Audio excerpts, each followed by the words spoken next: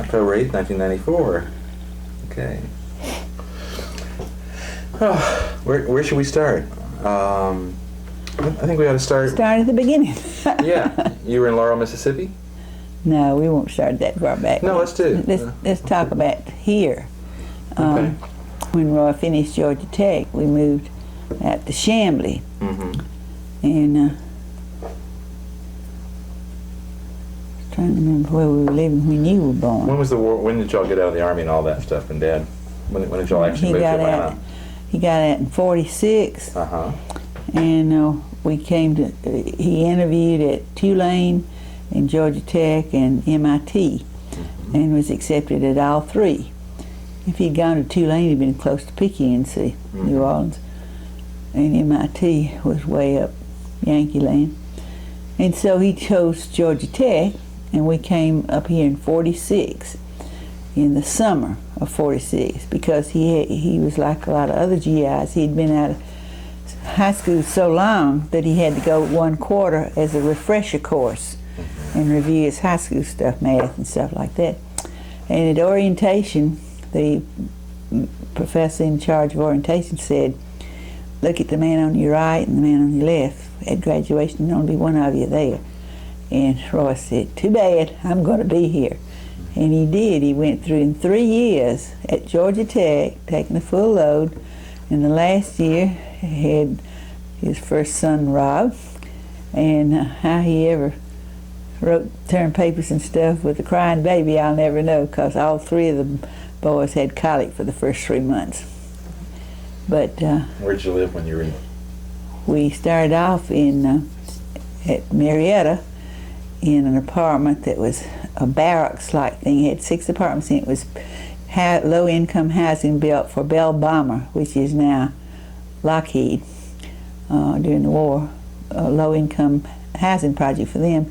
They had 6 apartments in each building, and they were lined up like army barracks, and we had one. And the Fields lived next door to us, and our screen doors were, I'd go in my apartment, she'd go in her apartment, and they had 3 or 4 little boys, and she dipped snuff, and she used to worry me to death, call me to the screen door, and she'd stand at her screen door and I'd stand, we'd talk, and she'd go, just bug me. She was for the country, but she was a sweet person. But we didn't have a car, and it was 20 miles to Georgia Tech. There were 50 Georgia Tech married couples that lived out there that the Georgia Tech had arranged for kids to rent, and we were getting $90 a month subsistence, subsistence to go to school on, in addition to the tuition and books and stuff. And Roy was on the student council all 3 years. Eventually was president of all the student council and the honor societies, ANAC, ODK, Bulldog Club, all that stuff. And he was a BMOC, big man on campus, and independent. He didn't join his fraternity, and that way he was in with all the groups. They all liked him. And he would hitchhike along with a lot of other fellows from out there. And they'd go down on Fairground Street, Main Street, into the central part of Marietta, and the people out there learned to recognize the GIs and would give them rides. And he'd get a ride and get to Georgia Tech for 7 o'clock in the morning class. And then he'd come home in the afternoon sometime at 3 o'clock. So, but being on the student council, and his senior year when he was selling life insurance to the dormitory fellows, he would go back and about dark and go to the student council meeting, things like that. So he paid his dues along the way coming along. We were still on ration stamps, food stamps back then, and there was a big grocery store across the field from the place, and we would hear that the grocery store had gotten in a shipment of soap powder or meat, something like that, and we'd take our ration stamps and go over there and get in line to buy ground beef or whatever, and we'd leave it up the first part of the month, and toward the end of the month, all of us would be on cheese and crackers or sardines and crackers, things like that. But we had a lot of camaraderie out there. The Stewarts from Picayune.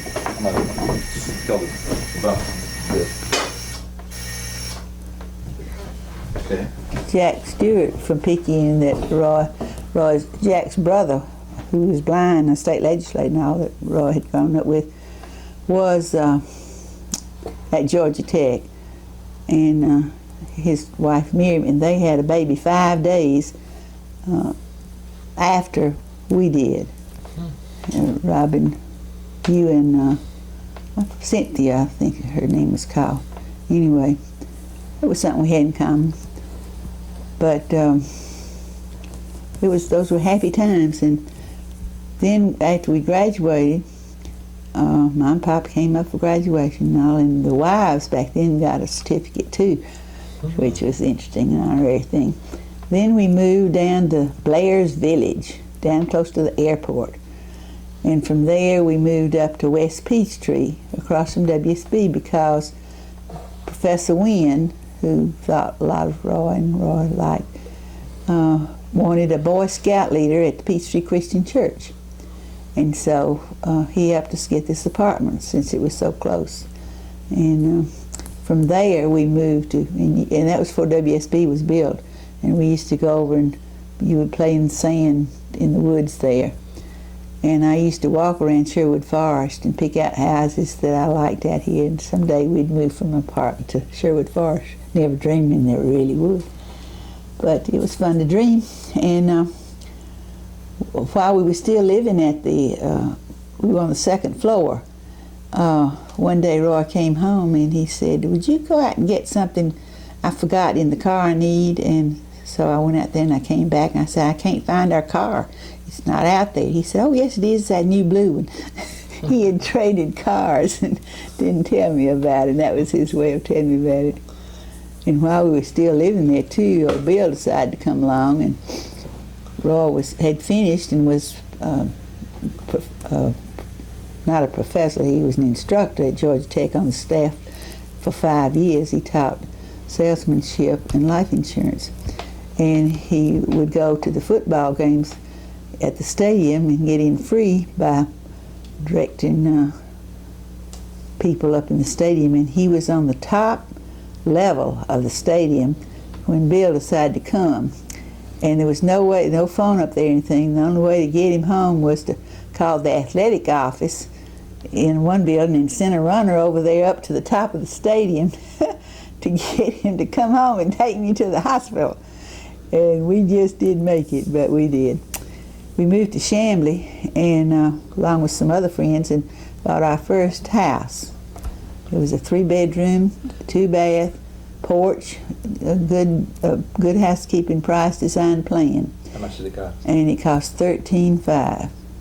And we had a 4% mortgage with a nice sized lot. It was on a crescent-shaped street, and every house, there were about 25 or 30 houses, they all were identical plan, except they didn't look the same because the porch was on one side or the other side or in front, or they changed them on shape on the lot or something. And they were different colors too. But you weren't trying to keep up with the Joneses because y'all started even. Right. But through the years, of course, people would add on and change inside and everything. But it was happy living. And I was instrumental in forming a garden club out there, and got Mother to let me have their garden club yearbook from Mississippi. She was president of the Radiance Garden Club at that time, and she let me have their yearbook, and we used that as a basis. And we got the city, the Riches Garden Club, I think it was sponsored us. You had to have a sponsor. But we organized a club, and some of the other girls moved away while we were out there, but as far as I know, I was the only one they had a going away party for. And I still have a copper chafing dish that all chipped in and gave me when we moved to Sherwood Forest up on Little John. Was Dad still as instructor at Georgia Tech when you moved to Park Ridge Crescent? I believe so, And then he was there 5 years. And then when did you work for Ben and Franklin? Oh, while we were out there some too, and then when we moved to, the times get mixed up in my mind, I'm not sure, but he started off with the insurance company, with Franklin Life. Before he was an instructor? No, he was an instructor the first year after he graduated, which amazed me. And the kids would sign up, the students would sign up,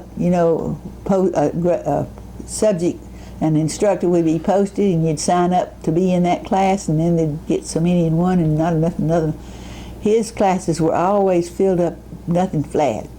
And when he decided at the end of the fifth year that it was taking too much of his time away from his insurance company, he was president of National Life, the National College and Life. But he did that after he left Georgia Tech.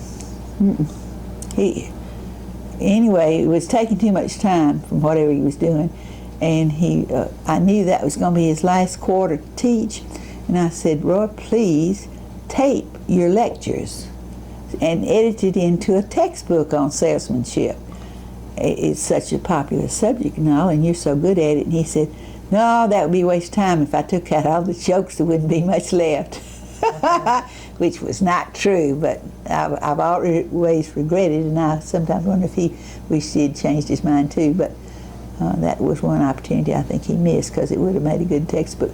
But his would be filled, and he said that professors that didn't have a class, he would catch them going up and down the hall, try to hear what he was saying sometimes. But that was an interesting experience for him. But we moved to Peter or Bill, one, I've forgotten which, had chicken pox. And so we had to wait a week or two for him to get better before we could move to Little John Trail. And the doctor said, you might as well count on the other one catching you. And so far nothing had happened, and we decided we'd go ahead and take a chance and wait and move. So here came the moving van to load us up at the Chambly, and the chicken pox popped out. So when we got up to Little John, there were a lot of kids in the neighborhood. We had to put a sign on the door and it said, don't come in because we got chicken pox. And y'all had to stay in the first few weeks we were up there, not associate with the kids so you wouldn't spread the germs. But those were happy times. We lived up there from 55 to 60, and one day I never read the want ads, but I don't know, the Lord moves in mysterious ways, I guess. And I was just reading the want ads one Sunday, and it said, a house with a swimming pool, 6 bedrooms, a family room, a Florida room, all this, that, and other, and it sounded like a mansion. I said, Roy, there's not a house like that in Sherwood Forest, because I've been in a lot of them because our garden club would meet in different homes, and I was familiar with a lot of them. And he said, well, call him up and see where it is. So we called, and the agent, of course, jumped on. We came down and looked, and I always said Roy bought the pool and they threw it in the house, and it had all the room we ever wanted, and it was real good, backed up to the Ainsley Golf Club. And we've been here since 1960. Wow. And this is 1994. 34 years. And we had 3 dogwood trees in the front to begin with, and y'all used to play touch football and use those for bases, and 2 of them finally went by the way, got all bruised and kicked up. We still got one, and we've planted a sugar maple where the other used to be.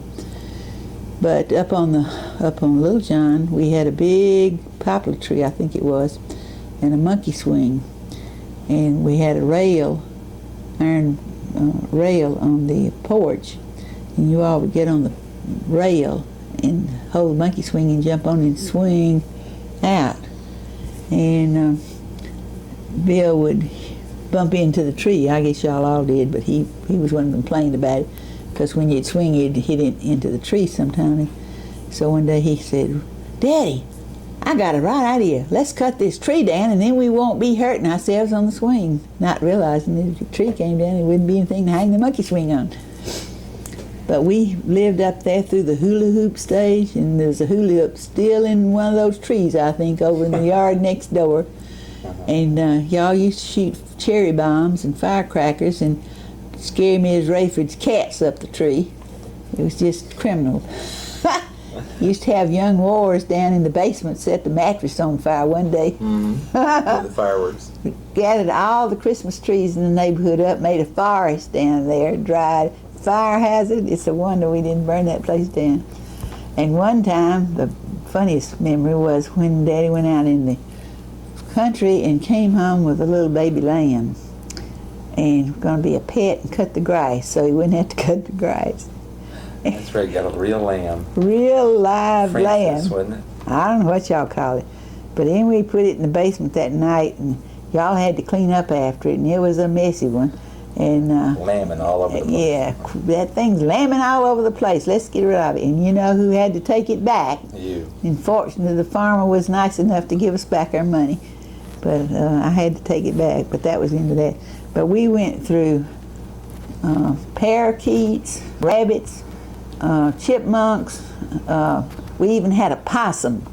And it really played possum down in the basement in a cage. It looked like it was bleeding when it hurt it all. But we caught it in our yard. We had squirrels, rabbits. We had 2 chihuahuas. One was named Snuffy and one was named Bullet. And I ran over Snuffy one day with a car and took him over to Piedmont to the vet and put him in the hospital over there. And I'd go every day and visit just like he is a person. And he got all right, but I mean, didn't kill him.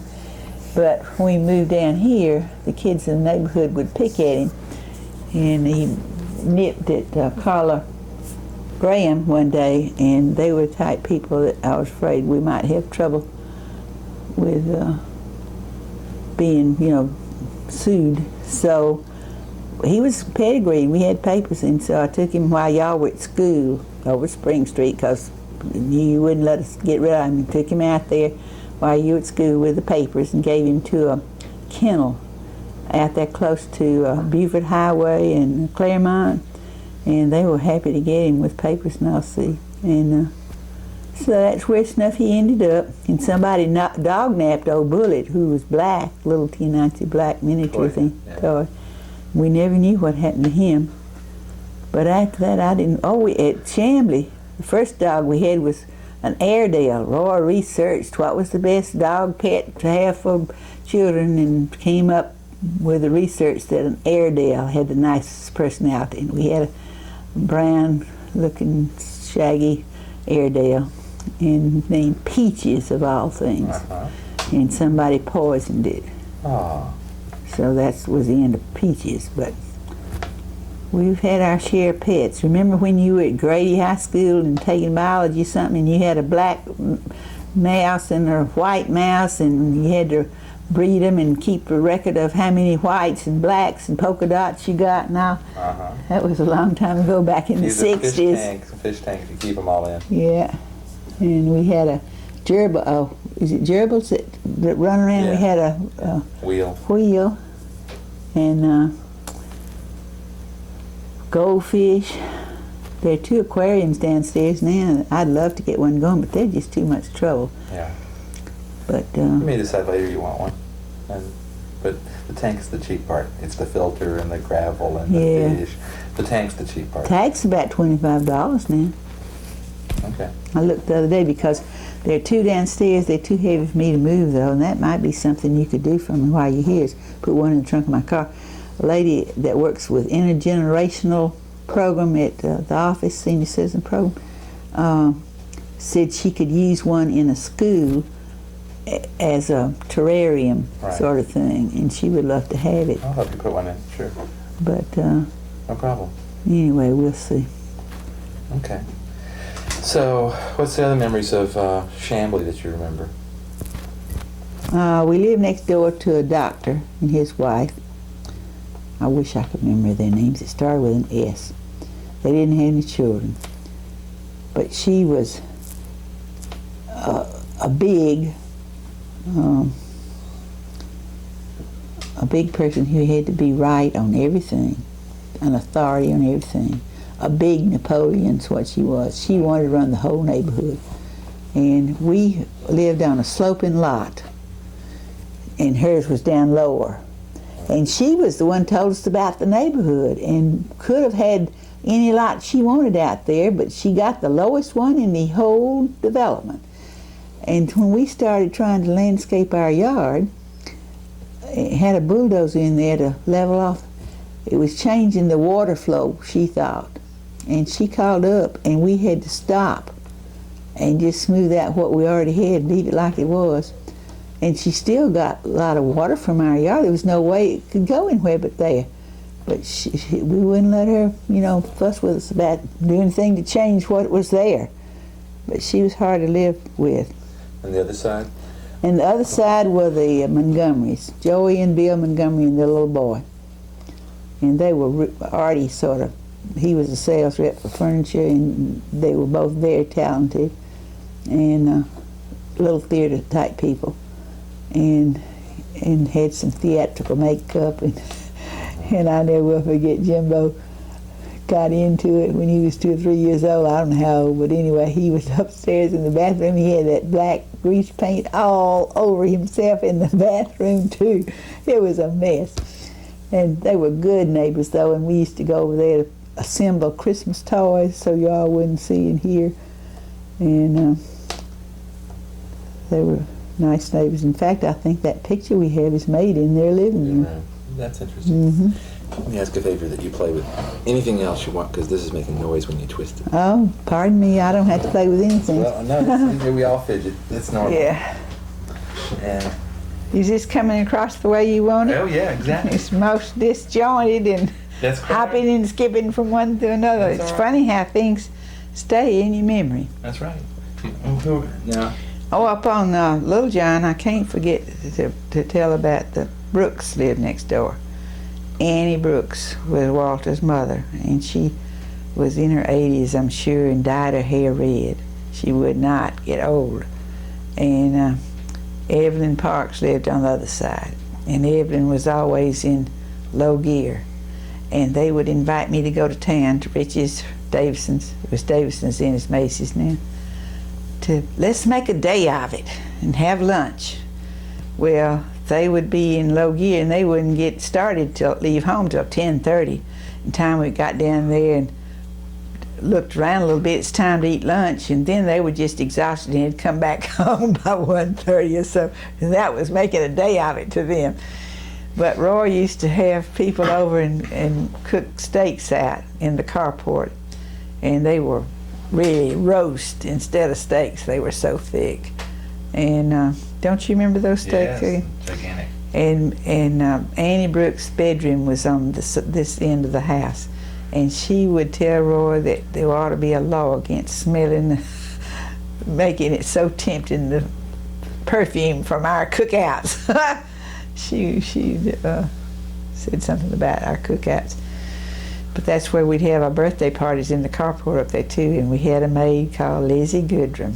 Remember, she used to have as much fun, and the maids would come with the children to the party, and the maids would have a party while y'all were having a party. It was fun. And when we first moved down here with the pool, the first week or two, we got some ground rules going. The parents were sending the maids down here with the children to swim, and I couldn't be responsible, so we had to put some ground rules and say they were welcome to come swim when we knew they were coming. It was convenient, but the parents had to come. We could not be responsible. And so that cut out. They weaned away and would go over to the club, so where they could be babysat over there. So that was one little problem we had with the pool. And I've invited all the neighbors through the years. Anytime you want to come swim, just let me know. Bring your towel and come on. But nobody's come. They just, and it suited me just fine. I could have made a point of having a party and have them come, but it's a responsibility. If somebody gets hurt around your pool or something, well, you're liable, and I didn't want to take a chance. Anyway, I like the privacy of it anyway. I remember when you went to all the trouble to put the chain across the driveway with the sign, no Yeah, trespassing, and right. see it legally be covered. It's still down there. When no trespassing sign, I just don't put the chain across. Right. But you have to carry extra liability, because a pool, even though it's fenced in, our backyard is fenced in, except for the driveway, it's called an attractive nuisance. And if somebody gets hurt, it's your pool, it's your fault, no matter if there are no trespassing signs or anything. So you have to be real careful.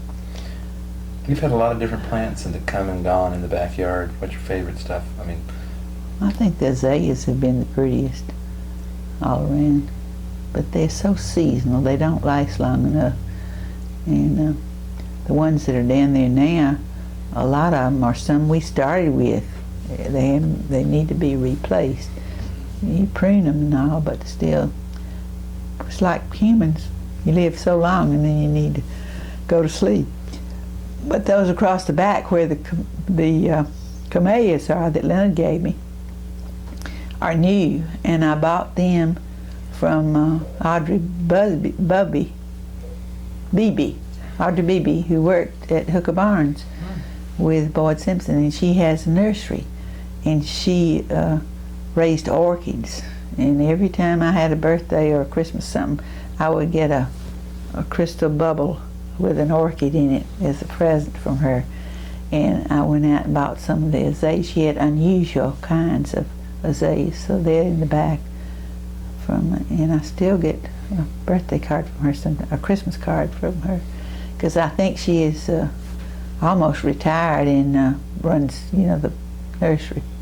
But they were big into orchids, beautiful, those great big purple blooms, and white ones, and odd ones too. They had a lot of orchids and a lot of unusual azaleas and other plants. But through the years, I've met a lot of interesting people. Name some of the people that have come to have dinner here that you think. Roy had a thing one time that he was into international stuff, and Atlanta has always had a lot of international people visit, have consulates set up and everything. And through Georgia Tech and the business community, the Commerce Club and all, he'd hear about people. He had Frank Betcher, who wrote a book. How I Made a Million Selling. No. Yeah. Anyway, Frank Betcher was here one time, but he would get international people here, and I would go down to the library and research the kind of food they had at that country, say India or Africa or whatever, and try to fix at least one, entree that would make them feel at home, because you don't get that kind of cooking everywhere. And it went over big, and y'all got exposed to some different tastes and ideas too. But Roy would try to have y'all sit around and listen to the conversations, and I can't remember the people that's been through the years. I know Ralph McGill was one of them. Yeah, Ralph McGill came. What do you remember about Ralph McGill? He was a smart, slow-talking, intellectual, who was just a real down-to-earth person. Didn't know airs, just everybody liked him. And he was a columnist for the newspaper? He was an editor, wasn't he? I think he was, yeah. Yeah. The editor of the Atlanta Journal-Constitution. Uh-huh. But Frank Betcher had a seminar, and they rented the Tower Theater. Tower Theater down by North Avenue Presbyterian Church. Big auditorium for him. I remember that. Sold out.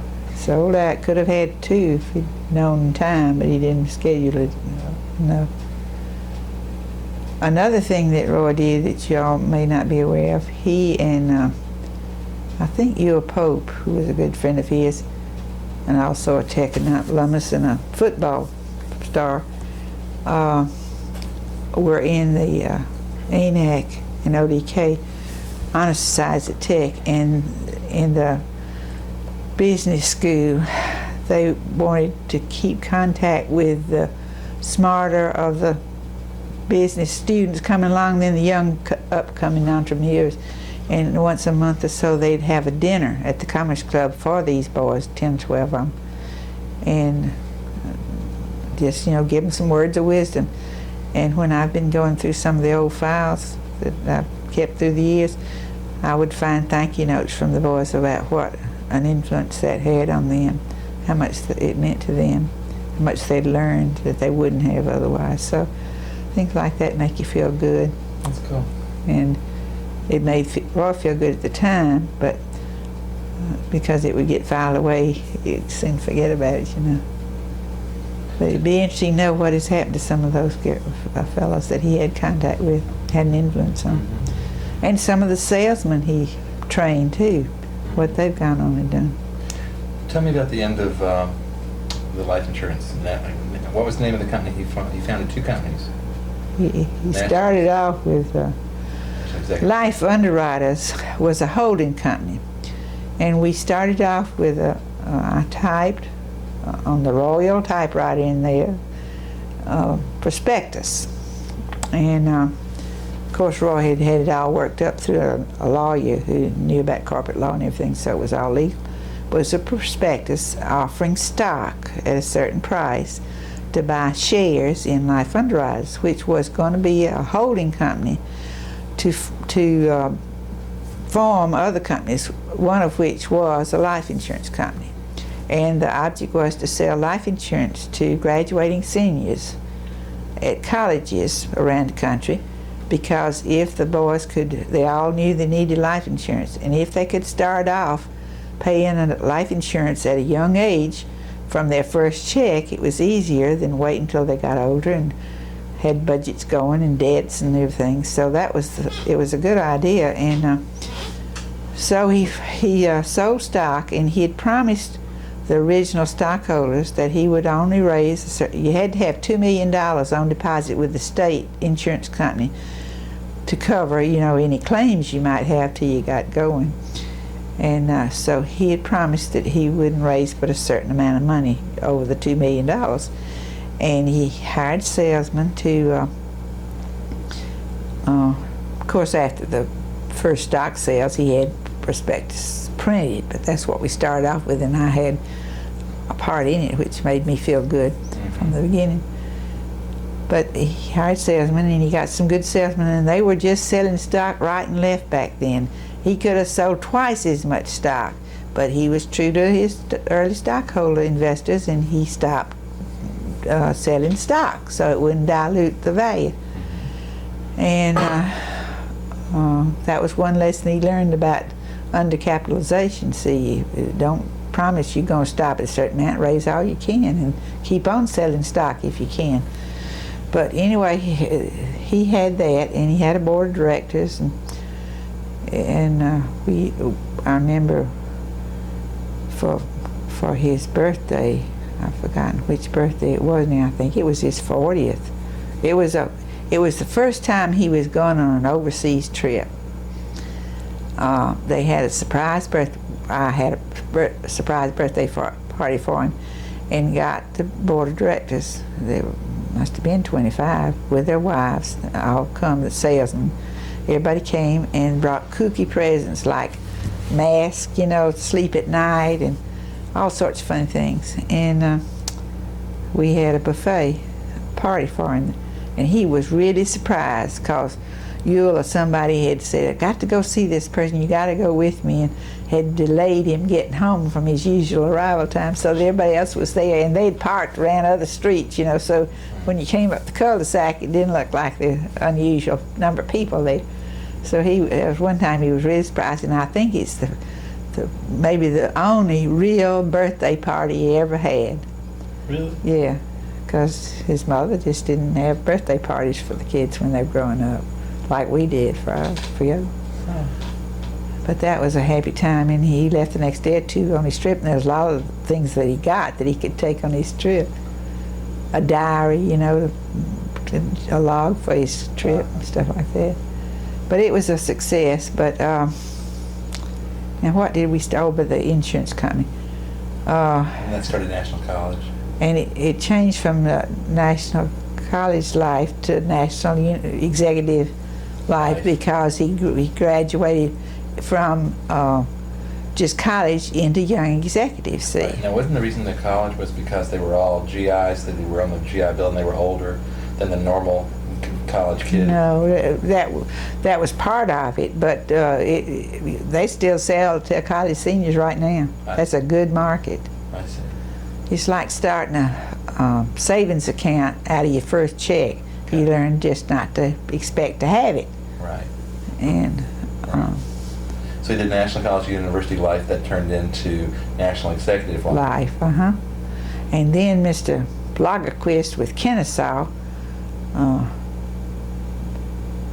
saw that it was a good thing. And by the way, Roy expanded into about 6 or 8 states around the United States. I've forgotten, mostly in the southeast. Mm-hmm. But he and Mr. Lagerquist got to talking, and Roy was getting tired at that time. He wanted to get out of life insurance into real estate where he could have a chance to make more money.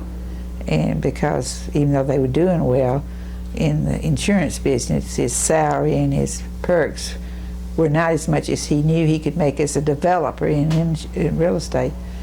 So he was looking for a way to sell the company, and he ran an ad in the Wall Street Journal even.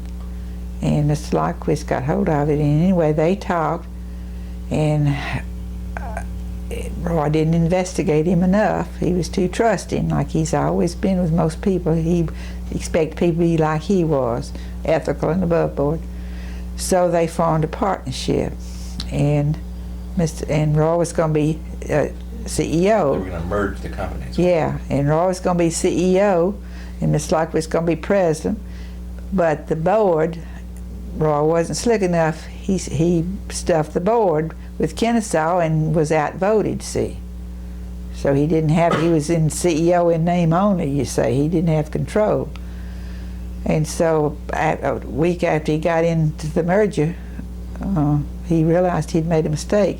And so he started doing everything he could to salvage the value of the stock for his stockholders, the original stockholders. And they finally were able to, they were given a choice of taking Kennesaw stock or selling. Kennesaw would buy their stock for a certain amount. And all those that chose to sell out didn't lose money, and some of them made money. But those that stayed with Kennesaw lost money, and as a result, he had a few unhappy people blaming him that they invested with him and lost money when it was their own choice. At least that's the way I always understood it. The fellow that lost money probably have a different story, but yeah. I still believe that's the way it was. But Mr. Lodquist was just not the man of his word, and the thing that hurts me the most is that one day Roy went to the office and they had locked him out. He couldn't even get into his own office to get his own files, his own furniture, everything he'd brought with him from National Life.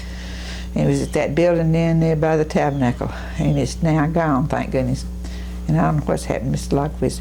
But Jean was his secretary, and they allowed her to go in and get his essential personal stuff.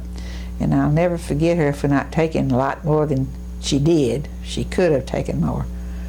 But they did let him get his furniture, his desk and his chair and his credenza and round table and some lamps and chairs and stuff like that. Some of his files, but not all. Any files that had to do with the insurance company, he didn't get to take, I don't think. But he was just dealt a dirty deal, and I'll never forget him for doing him that way. But he came out with a nest egg, and wasn't a humongous one, but it was more than we'd ever had. He said, I think we'll buy a sailboat and go around the world, take the boys out of school for a year. It'd be a education of a different kind, be a real adventure experience for a lifetime. This is one time we all free to do it. And I said, well, Roy, we don't know a thing about sailing or boats or water navigation or anything, and so why don't we just charter a boat down the Gulf somewhere and give it a try for a little short cruise or something. And so he did, and we chartered the Malabar 13, and the man and his wife were the owner and crew. And we went across, was it February? I think it was. Anyway, we crossed the Gulf Stream at the wrong time of the year, and we all got deathly seasick except Roy. And I never will forget, old Bill said, Daddy, stop the boat, I want to get off out in the middle of the water. But we landed at the Nassau Yacht Club. Well, we stopped at Bimini and Great Isaac Lighthouse. Lighthouse. And we went up in the lighthouse and we brought them cigarettes and fresh fruit. People who ran the lighthouse. I remember that. And we went to Bimini and walked around on this little bitty island. And then, and there was a 55-foot ocean racing ketch was the name of the boat. It was a ketch, the way the mast were.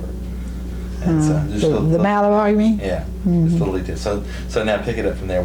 So then we went to Nassau after these other places. We landed at Nassau and heard that Kennedy had been shot that day. We were sitting around the pool in the yacht club when it happened. Yeah, and one family joke on me is that Roy had paid on how much money to charter that boat for the week, and they had all the provisions and supplies we needed, you know, for our food and everything.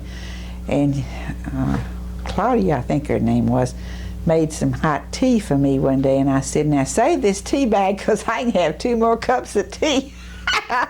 And Roy said, you embarrassed me to death. We bought enough tea to last a week. You don't have to save tea bags. But I was raised during the Depression, and I was going to get all I could out of everything we paid for. But that's the family joke. Save the tea bag. But anyway, we made it there and back, and that was the end of the boats. Then he decided to form, he went into real estate, and he worked with Scott Hudgens until he qualified to get his broker's license and all. Didn't he start with International Division? No, at Scott. Yeah. He did. And it was way out, his office was way out by the airport. But see, he was just an agent, and he had to get some experience or qualify to take his broker's exam. And so Scott Hudgens was gave him a chance, and he talked him into forming an international division, and got to go around, you know, overseas looking up investors in Scott Hudgens real estate.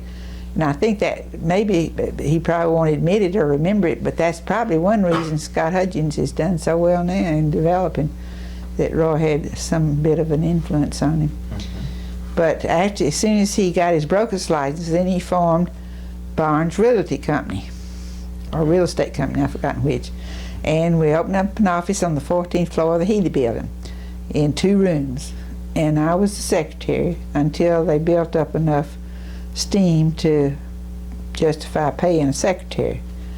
And that was a real learning experience for me, because I learned how to use the plat books to locate property owners and maps and all down at the courthouse, and how titles are recorded. And it's easy to trace the ownership and how much somebody paid for a piece of property if you just go around and look it up. It's a public record, but it's hard work to know where to go, how to use the books. But I did learn that, and it was fun. But then You think it was a shock for him after being head of a corporation and well, he was, all this stuff, then to go back to 2 rooms and have his wife for a secretary? Tell me about that. well, I don't think he was having fun in a new field there. And I wasn't there but a couple of months or so. So when that day, talk about your contribution in that. well, I was glad to pitch in and help, and but when he would have a client come in, I had enough office experience. I knew how to act professionally, and we'd smoothly handle people, and most of them wouldn't know that I was his wife, because it embarrassed him to have anybody know that he couldn't afford a secretary or didn't choose to hire a secretary at that time. And Roy has always felt that you had to appear more successful than you were at the time to get to be more successful, and it's probably a good philosophy, because he always had to drive a fine car and wear fine clothes and, you know, look nice. And that's the way you attract business with high rollers that have money. They don't deal with people in blue jeans and long hair and stuff like that. But after Barnes got going, he decided he wanted to be a developer rather than just a broker, buying buys and sellers together, making deals. He wanted to be a developer, and it takes money to be a developer, and he lacked a few nickels having enough. So he literally went around the world 5 times looking for a financial partner. Literally around the world. Literally, he went around the world. We got the maps to show it, where he went. And I remember he went to Saudi Arabia. This was years ago. Well, it was in the, it was in the early 60s. And I know he would bring back these interesting business cards. I've gotten rid of them because there's no use to keep them all, but there were interesting names on them, interesting countries. In Saudi Arabia, he talked about going to one fellow's office for an interview, and the doorknobs on the office were dollar marks of solid gold. Lots of money in Saudi Arabia, and he could have gotten a partner, a financial partner there, but he had to go under the table deals. That's the way they do things there, and that's just against his ethics. He would not, even though he realized it wasn't unethical there, it was to him, and he just didn't believe in deal middlemen, so he crossed him off. But the Lord took him. He went to Japan and China, some other places. Some developer that has come to Atlanta since was one of the ones he talked to. I think Portman got in with him and made contact, because he and Portman were real close way back when he was building the Regency. Portman, the architect. Who built Peachtree Center. Did they go to college together? They were at Georgia Tech together.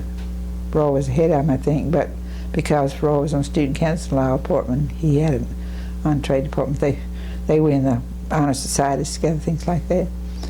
But when he was building, it's the Regency that has the blue bubble in the first one he built. The big atrium lobby. Yeah, that's right. The first time they had elevators that went up and down that you could see, and I remember Roy said that John Portman told him that when they finished constructing the elevators, that the workmen came and thanked him for giving them something new to work on.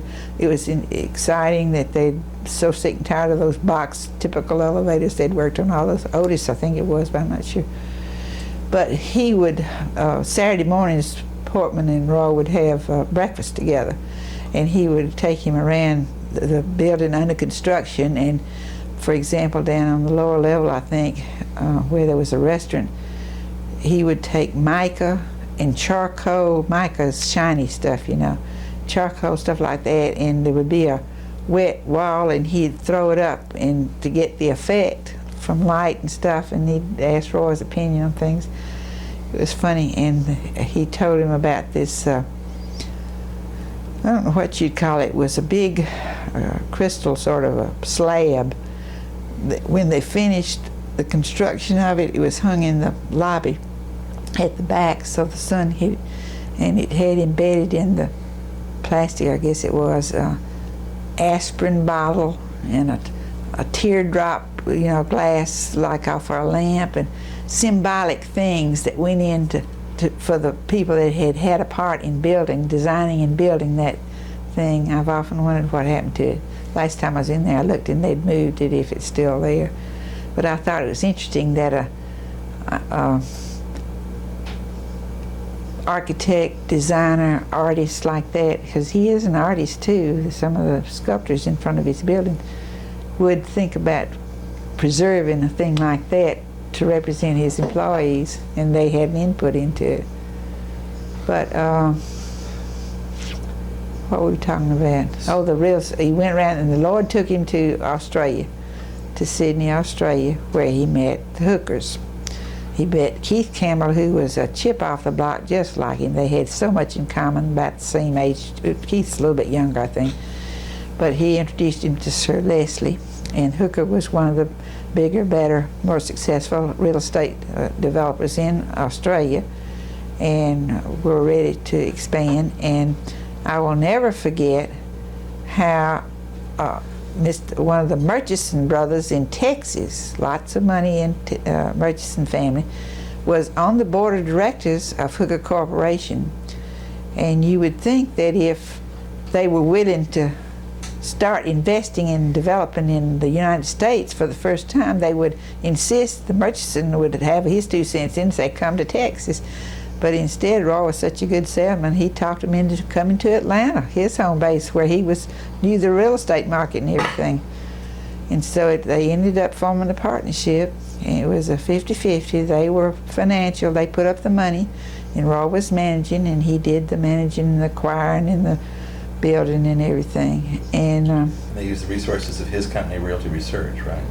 For finding out where to buy. Right, that sort of thing. So it wasn't that he just did the broker, he put his company behind right. For his house. That's where Minnick got involved in all. Bob Minnick. Yeah, Bob Minnick. So yeah, he used his company as sort of the broker to acquire stuff for Hooker Barnes. It was called Hooker Barnes, and they acquired Cameron's Crossing out in Douglas County, and they acquired Martin's Crossing out in DeKalb, and some in Gwinnett, some in Cobb, all around. And then they started building, they got West Fork Industrial Park they were going to build, and big ideas. And like all real estate development, it's cyclical. It's up and down, feast or famine. Things you can sell, sometimes you can't give it away. And the hard times came along, and the partnership was that everything they owned, which had come into millions by then, property they owned were scattered all around land bank. The deal was, if they ever split up, see, they would divide everything 50-50, and they'd get, the profits would be divided that way. Well, when Roy died, they wanted to continue the partnership for tax purposes, and they drew up an option, a new partnership, and it was 90-10 instead of 50-50. I owned 10% of everything Roy had, his equity, and they had 90%. It still continued that they were financial. I didn't have to put up a penny. They let me work for a salary. And I was an officer, and I had some perks and insurance and car and all that stuff.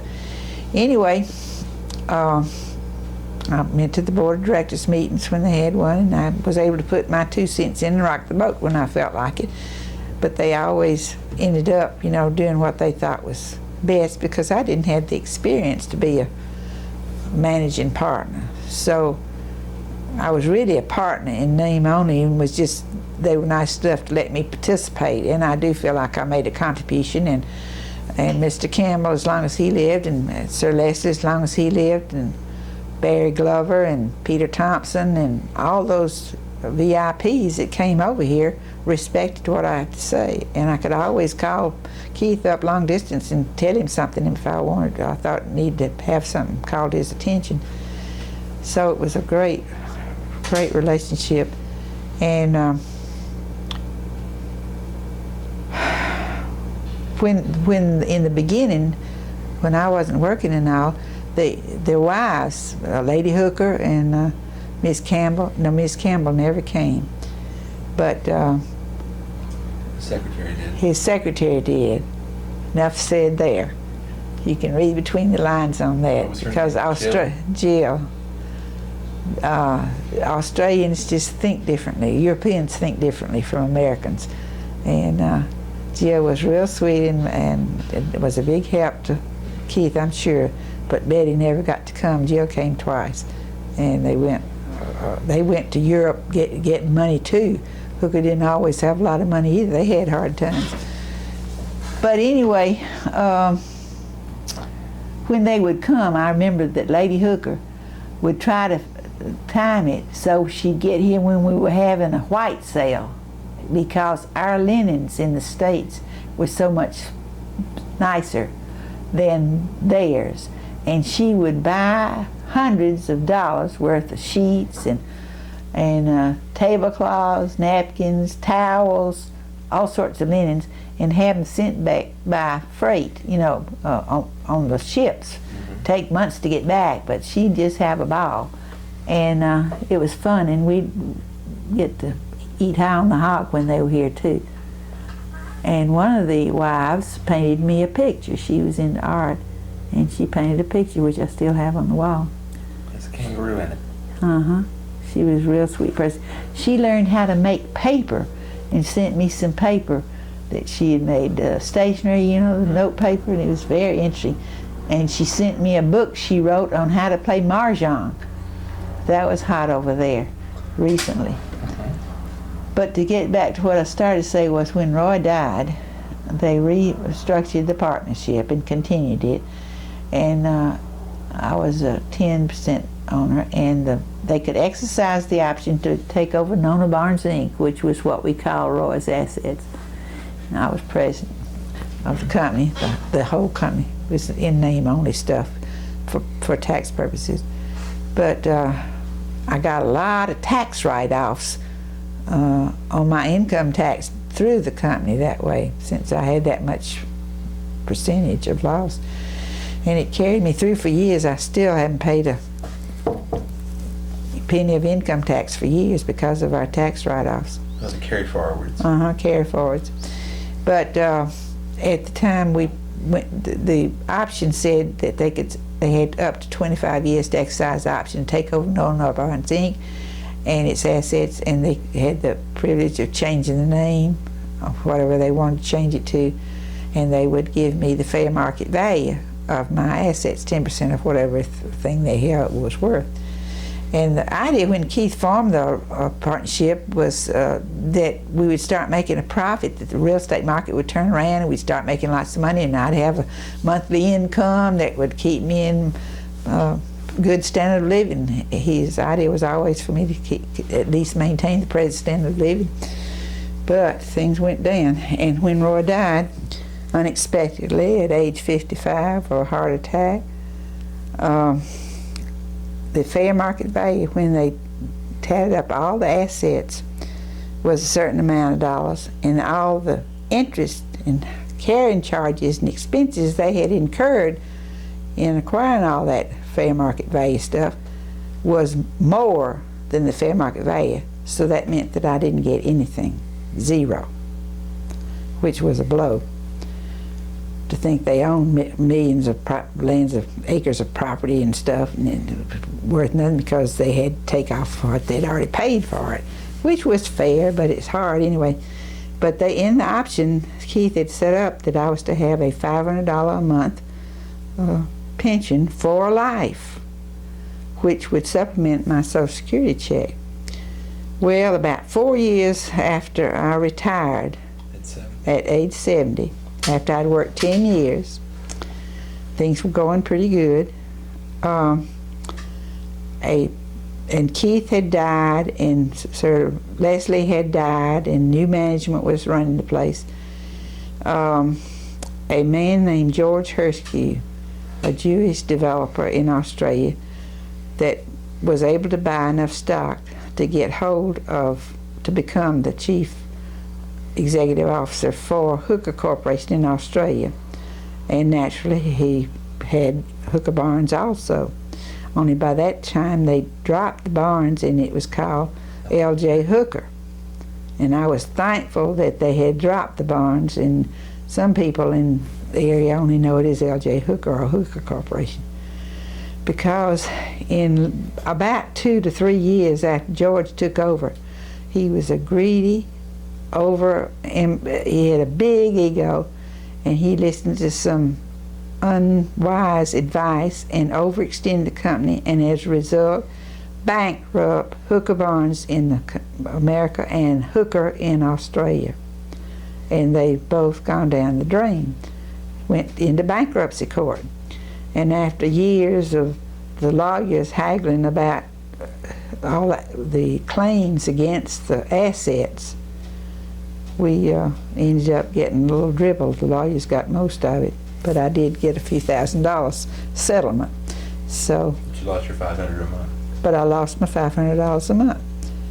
And then, while I was retired, though, before all this happened, Linda Gasquet, who I had hired way back when the Hooker Barnes was just getting started in Colony Square office up on the 14th floor, and I was working up there. She came as a temporary from Kelly one day to help us out with some clerical work, and I liked her so much that I talked the powers that be into hiring her. And we had to pay Kelly a fee because you aren't supposed to hire temporaries away from their company.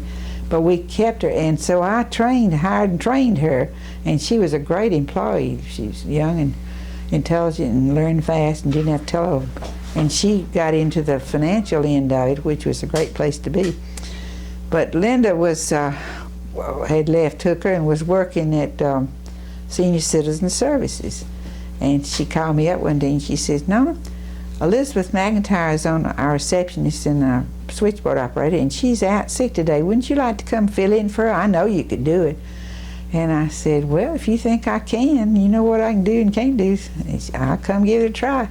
So I went, and that was several years ago. And since then, I filled in several times when somebody was out or sick or vacation or whatnot. And the staff, the managing director, and all got to know me and thought I could do it. So when they started to reorganize a year and a half ago now, I guess, Beth, who is the director, asked Elizabeth if she wanted to be her part-time secretary and leave the switchboard, which means there was a vacancy because they hire part-times, morning shift and afternoon shift, so they don't have to pay perks, you know, insurance and all that stuff. So I said, well, sure, I'd like to. So I went up there on a temporary basis, full-time, and I've been there over a year now. And I make more than the $500 a month I would have made on my pension. So things are rocking along. Lord's been good to me. And they do all sorts of stuff in there. Meals on Wheels. Yeah, Meals on Wheels and daycare center where they bring in these, they have a van, they go around and pick up about 25, I guess, I don't know, I never can, elderly senior citizens, and there are two in wheelchairs, and one of the men in a wheelchair is 96, and you wouldn't believe it. He just toodles around there like he's 50. But it's a daycare. They come there and stay the whole day. They have all kinds of activities. They have a devotional, and they have sing-alongs, and they do crafts, and they read. Somebody reads stories to them. They have TV and exercises. They have a beauty shop where they can get their hair done or their hair cut something certain days a week. They have a kiln where they do ceramics even and fire the stuff. And they're making a quilt right now. Everybody's working on a square and they're building some kind of a quilt. And they have lunch. And yesterday, the van took them on a field trip. They all loaded up and they went out to Greenbrier Shopping Center to go shopping at the Greenbrier Shopping Center. And they were so excited, a bunch of magpies getting on that bus. It was fun. But we have a daycare center, a community center that's being finished up, where they're going to have big activity back there too. We have retired senior volunteers, about 2,500 scattered around 5 counties are supervised by a coordinator for each county, and the director's in our office with his assistant. And these volunteers are trained, and they'll call up people and check, see if they're all right, if they need anything. They work with the high-rise retirement places where they make cancer pads. They have to get the sheets and the supplies and everything, take them to them to be made, and then take the pads to Lady of Perpetual Care, that sort of thing. It's a lot of just personal, one-on-one volunteer stuff. So you work in there, it makes your own contribution in your own way. Mm-hmm. I keep in contact with everybody, see, working the switchboard. Right. And tell me about, switching gears and then we'll take a break in a minute. Tell me about where you went to college and what were the circumstances. Was the Depression going on when you were in college? Yeah. So how did I finished high school in '33, which is Depression years. I can remember there were 5 of us in the family. I had 3 brothers and a sister, and my father died the year I graduated from college, but he was still living then. But we didn't have money to go to the dentist, and we would tie. I'm going to stop you because we'll start again in a second. The mailman's coming, and you'll want to wave to him instead of being rude. And so I'm going to stop the tape for just a second. See you, Albert. We're having fun. It's my son from California. Yep. That's right. Good. Anyway. Okay, so start again. There's 5 kids and the Depression, and we didn't have money to go to the dentist like you do now to have your teeth cleaned and all. Something you just brush your teeth and hoped you got by. If you had a tooth loose, you had to tie a string to it and tie it to the doorknob and get somebody to open the door and jerk it out. That's the way we pulled teeth. I think y'all did that to us. But one of the first things I did after I went to work, got through college and went to work, was to make a dental appointment. And I went to Dr. Haynes, and he was of the old school. He didn't know about deadening stuff, and it hurt. I hated. To this day, I have a subconscious fear of going to the dentist just to have them clean. But I had my whole mouth worked on, all the cavities filled and stuff, and it cost me the munificent sum of $60 to have a whole mouthful of fillings and stuff done. I'll never forget that.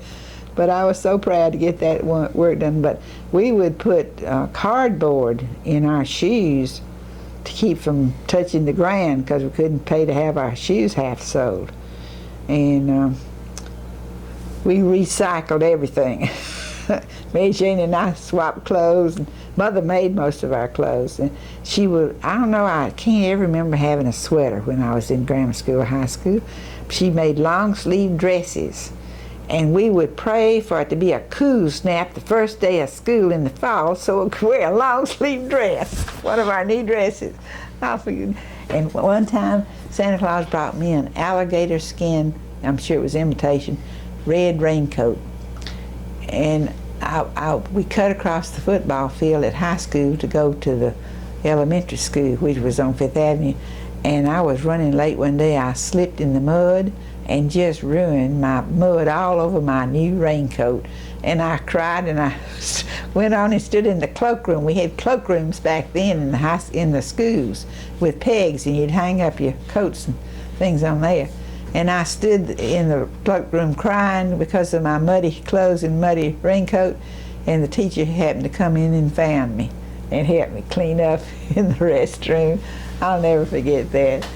But those were funny days. There was 3 schools buildings in a row downtown. There was Prentice, which was kindergarten through 3rd grade something, and then middle school, Central they called it, was the next, and then Fifth Avenue was up to junior high. So I guess that would have been the 5th grade, 6th grade. Junior high is 7th grade, isn't it? And anyway, then they built the new junior high building. But we would walk, and it was a mile from my house to the school down there and the church. We went to Presbyterian Church on Fifth Avenue too.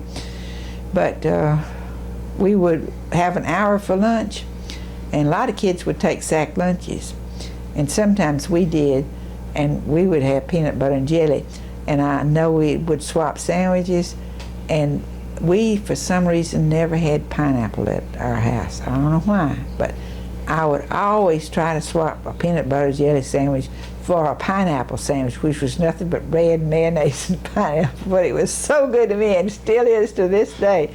Isn't it funny how you remember something like that? But what were we talking about now? Growing up in the Depression, and then how did you get into Yeah, college? the Depression.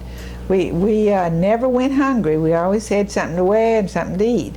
And I don't know how Daddy paid the rent and all, but when he died, there was a life insurance policy that Mother got that paid off the mortgage of the house. So we, in 37, I always thought the Lord was a little unfair because when I was at Belhaven, I went to Belhaven, which was the Agnes Scott of Mississippi girls' school run by the church, because the Rogers in our church gave $100 for a scholarship, and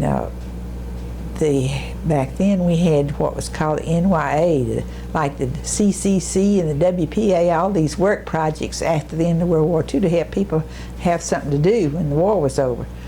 And this is World War I.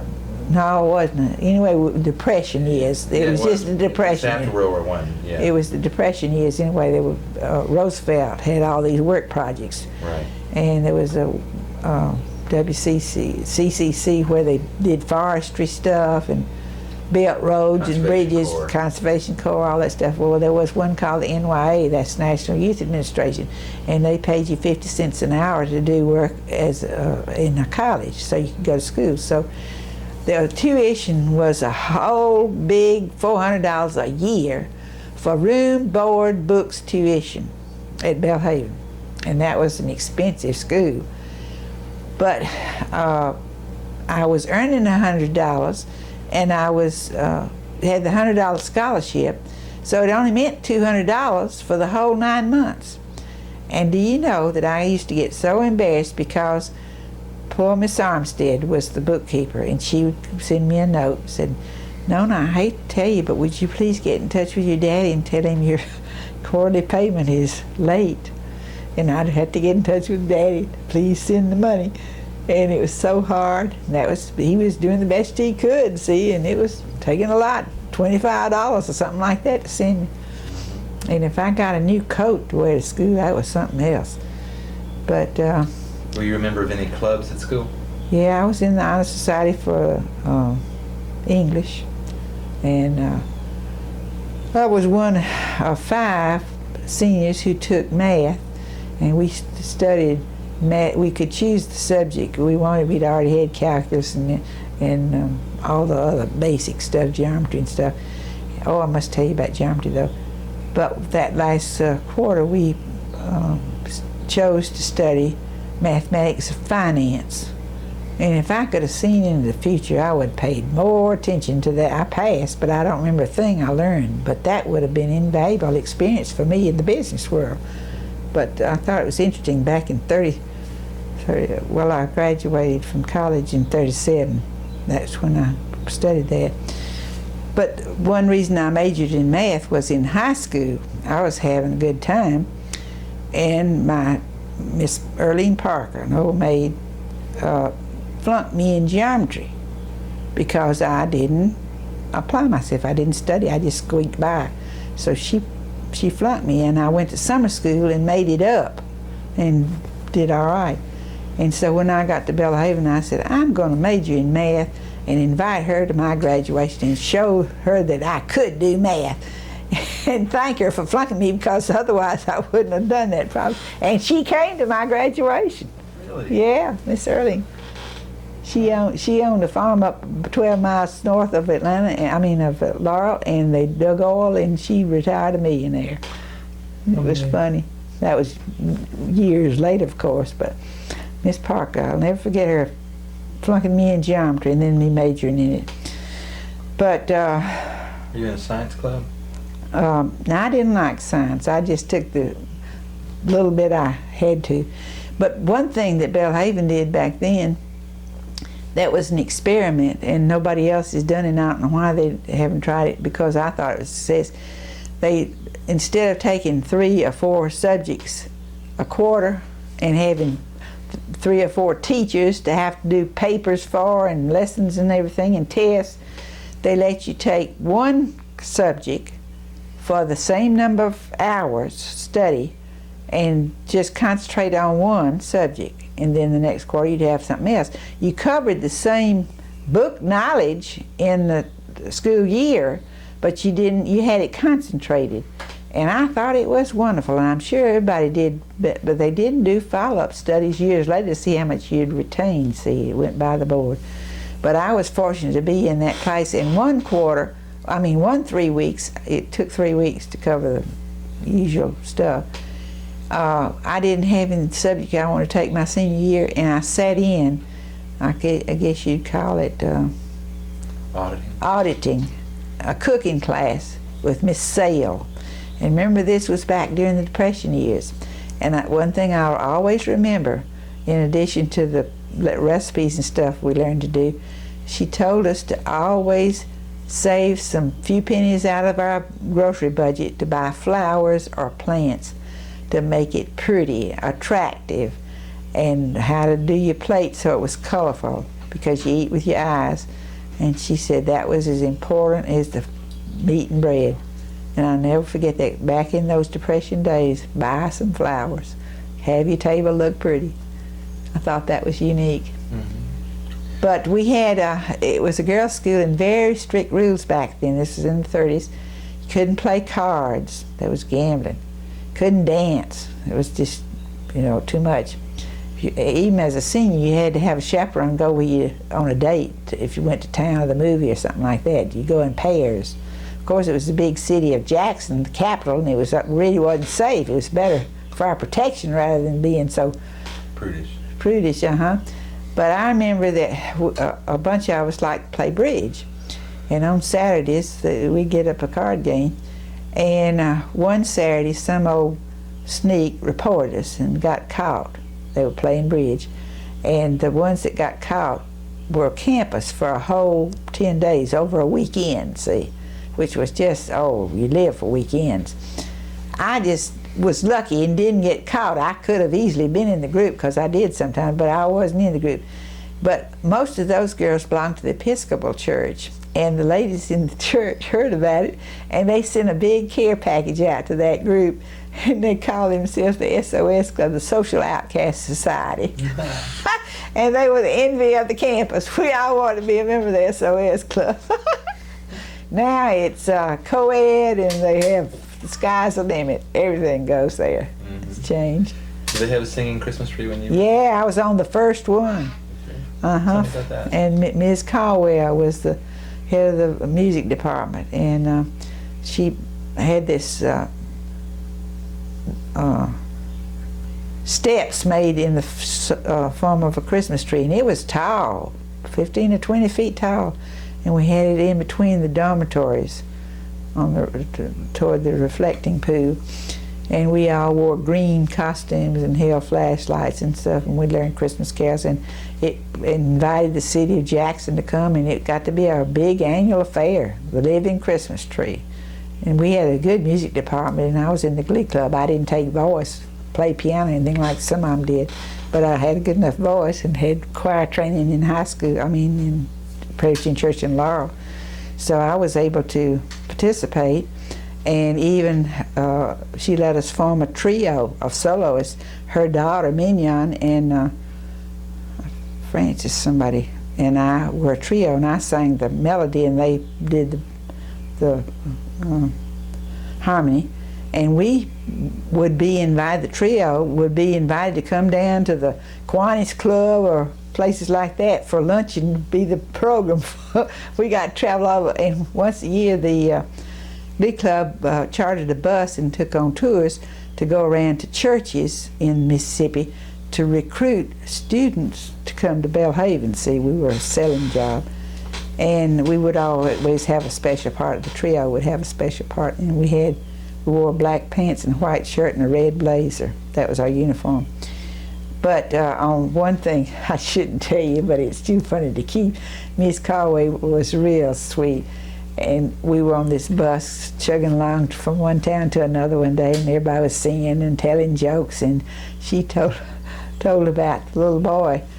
It was a little girl who had a baby brother, and the mother was changing the diapers, and the phone rang, and she said, Sally, you stand here and then let little brother fall off.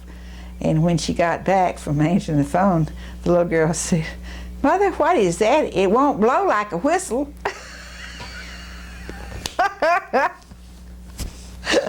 Oh, we all just fell out. And of course everybody loved Miss Caldwell because she was so one of us, she could tell a joke like that and get by with it.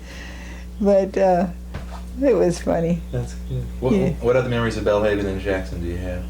It was a strict place, and it was like, we had a fellow who lived in the basement of the dining hall who drove the school bus, and we were required to go to church every Sunday. He'd take us, and he ended up being a Presbyterian minister.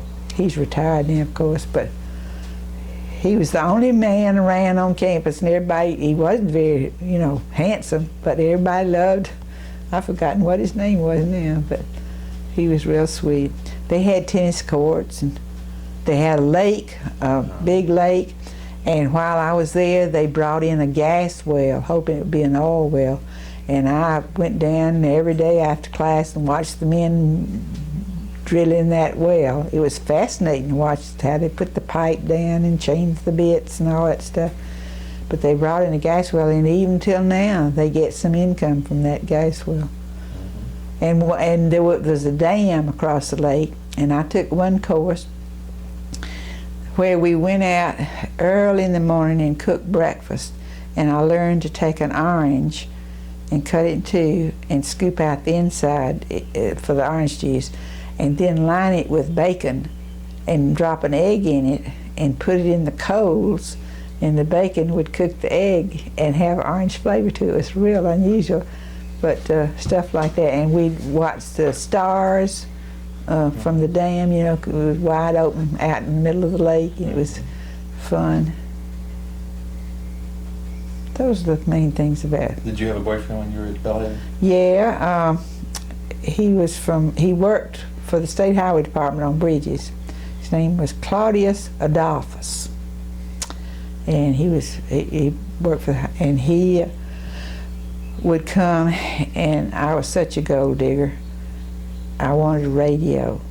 And these were hard times, you know, and I'm sure he didn't make a lot, and he helped support his family back in Ripley, Mississippi, where they were from, I'm sure. But old Claudius, I remember one Easter I went home, and he had expressed a package to me, and it was a watch band. I needed a new watch band, and he sent me a watch band for my watch. But I did get a portable radio, and it was one of those old-timey kind, you know, like that. It was strange, but Claudius, he was a lot older than I was. And after I graduated now, he and another couple of the fellow he worked with came through Atlanta, through Laurel, and took me to Bellingrath Gardens one weekend. And the wife and I stayed in one room, and Claudius and Paulus, what did I say his name was? Claudius Adolphus. Claudius Adolphus stayed here, and the friend stayed in another room. We saw Bellingrath. It was a beautiful place down in Mobile with the azaleas and everything in bloom. But that's how prim and proper we all were. And when did you graduate, and what was your degree? I got a BS in math and English 37. in 37. And I came home, the principal, Mr. Watkins, who'd been there ever since I went to kindergarten, in the Laurel school system, was going to let me teach math in junior high or high school. And in June, or July I guess it was, he called me up and he said, I know that you have to help with your family, and I know that you need to make as much money as you can, and I know that you've had shorthand typing, because I had it in high school, and and math major, and so they are starting a new county health department in Laurel, and they need clerical workers there, and they can pay you $10 a month more than I can as a teacher. Wasn't that ridiculous? And said, why don't you go down and apply? So I went down, and I went to work for the health department instead of teaching school, and I made $60 a month for a 40-plus hour week a month. And he enjoyed it a lot, though. And I worked there for years, and I kept vital statistics, the births and deaths and immunizations, all that kind of stuff. And part of our funding came from the Rockefeller Foundation in New York. And they would have supervisors come down and check on what we were doing and all, and give us new things to work on, projects. And I was at one point offered a statistical job with the Rockefeller Foundation in New York City. But I turned it down because I needed to stay and take care of Mother. Interesting. So we've interrupted to pull out the cuppa. What's in the cuppa? A cup of sugar, a cup of self-rising flour, and a cup of milk. Okay. And you make a batter out of that. And while you're mixing it up and washing your blueberries or chopping your apples or whatever fruits you're going to use, set the oven on 350 and put your square pan, preferably glass Pyrex thing, with a stick of butter in it, and let it be melting while you're mixing up your batter. And then when it's melted, I've gotten where I pour half of the melted butter into the batter, and that still coats your pan real good. You mix your fruit in your batter up and pour it on in your hot pan, hot casserole with the butter in it, see, and you bake it for about 35-40 minutes. Where do the blueberries go in? In the batter. Oh, in the batter. Uh-huh. Oh, it's all mixed together. All mixed together. Some people just put the fruit on the bottom, So but I like mine in the batter. so it's a cup of butter and a cup of milk and a cup No, of... not a cup of butter. Okay. A stick of butter Stick of butter. or margarine. I use butter. And a cup of flour, cup of milk, cup of sugar. Aha. And, That's all it and how is. much blueberries? One of those boxes, about a Frozen box? I've been using fresh, but anything, it's just a one package. Container. Okay. Yeah, 6 or 8 ounces, something like that. And an apple, I'd use a couple of sliced apples. Mm. And if you use apple, put a little dash of cinnamon in your batter. Gotcha. Okay. And you could gussy it up any way you want to with the fruit, the apples and peaches. You could put nuts and that kind of stuff. And how long do you cook that? About 35-40 minutes till it gets to the golden brown. Not the Or chocolate. or chocolate brown like I made it today because I wouldn't stop us when we were taping. Oh gosh. It's Okay. all right. Didn't do any harm. It's still edible. Nothing wasted. Now what is the? This is English sugar cookies I'm making. Okay, and what's the recipe on this? As you tell me as you go. It's a 1/2 cup of butter, which is 1 stick. 1 cup of sugar. Okay. 1 egg. 1 tablespoon of milk. 1/2 a teaspoon of vanilla, and a sprinkle of salt. A teaspoon of baking powder, and 1 1/2 cups of regular plain flour, all-purpose flour. Okay. And what I do is get my butter soft. And take a cup of sugar. What happened to my spoon? There's a spoon down here. Let's hide it over here. See, I've got my butter sort of soft. Just let it sit out so it's easy to mash around. Then you pour in your sugar.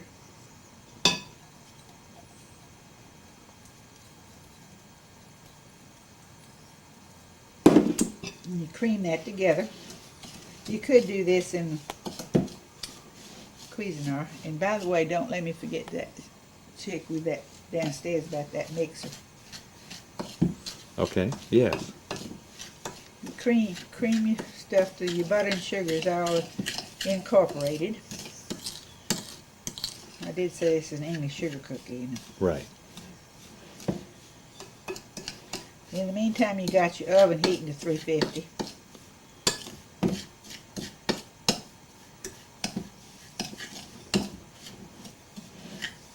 Now, it's just about mixed in together. Better you bring it together, the better it is. Take an egg. A little milk.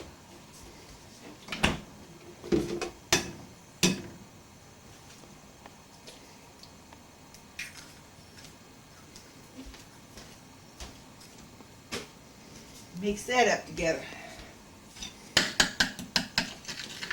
As the cook on Justin Wilson on Louisiana Cooking does, he said, and you stir it.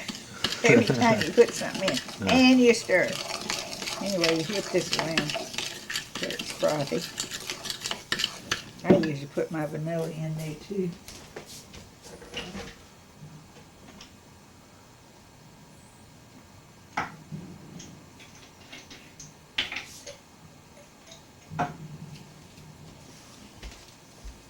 There's a 1/2 teaspoon. I just put a capful. Got to use all this up. And I like a little sprig of nutmeg in mine. It gives it a little different taste. See, our experienced cooks, people have been cooking for a while, learn to experiment, and they put a dash of this. This is nutmeg. It gives it a little zip. Fresh grated, that is.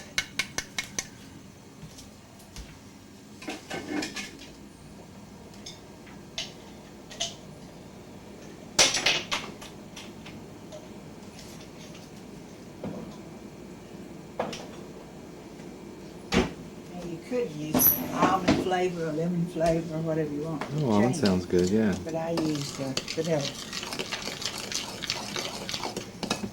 Smell the nutmeg in there? Mm-hmm.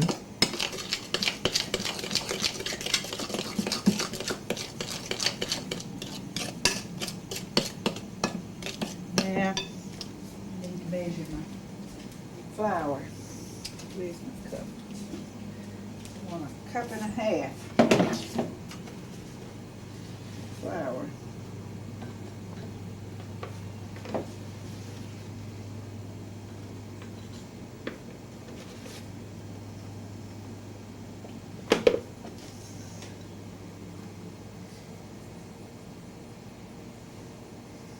You hold your cup up eye level, then you know whether you got it level or not.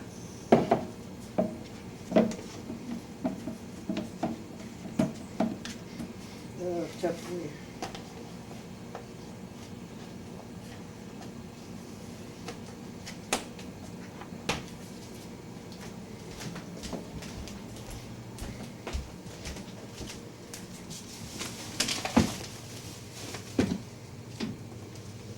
Yeah, get the sifter. From my old training during Depression days, I reused wax tape. Save it from one time to the next.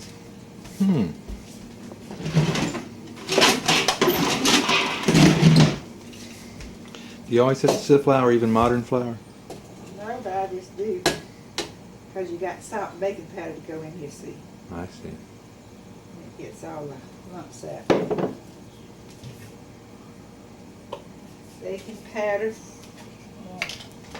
teaspoon.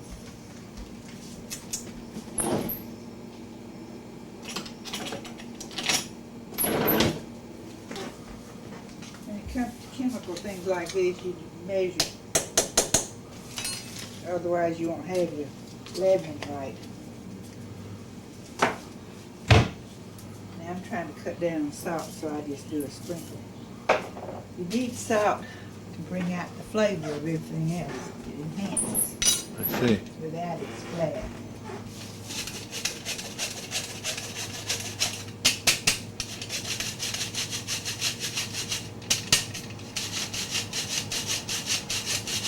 Now you wouldn't have an old timey sifter like this. So what you'd use is one of these. See? And shake it. Okay.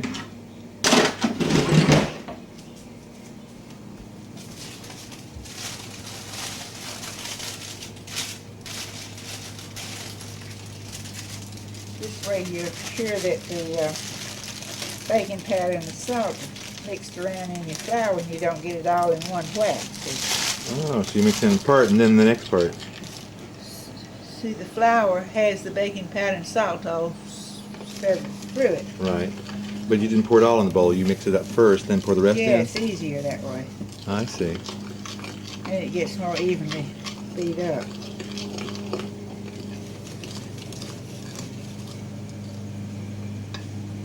Must be Mike cutting his grass. He does it about twice a week.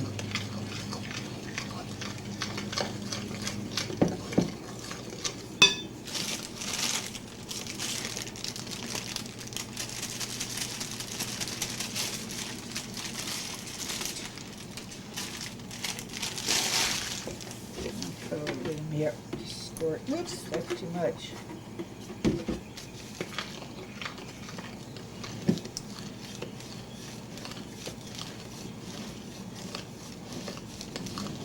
You turn your bowl as well as scrape the sides.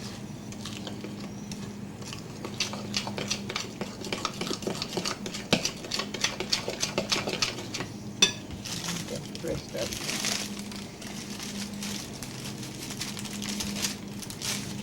See, there's nothing wrong with this. It can't be used again. So I just fold it up, stick it in the bread box, and it's good to go again. See, the piece of wax paper is really expensive. It's hard to get away from early training when you have to make do. Good habits, though. Yep.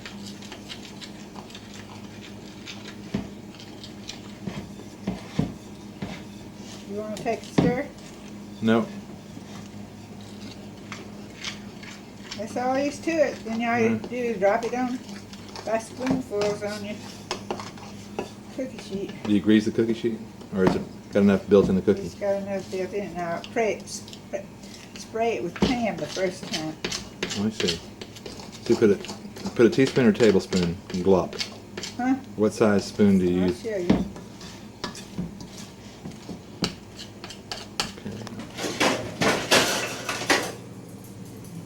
Back out.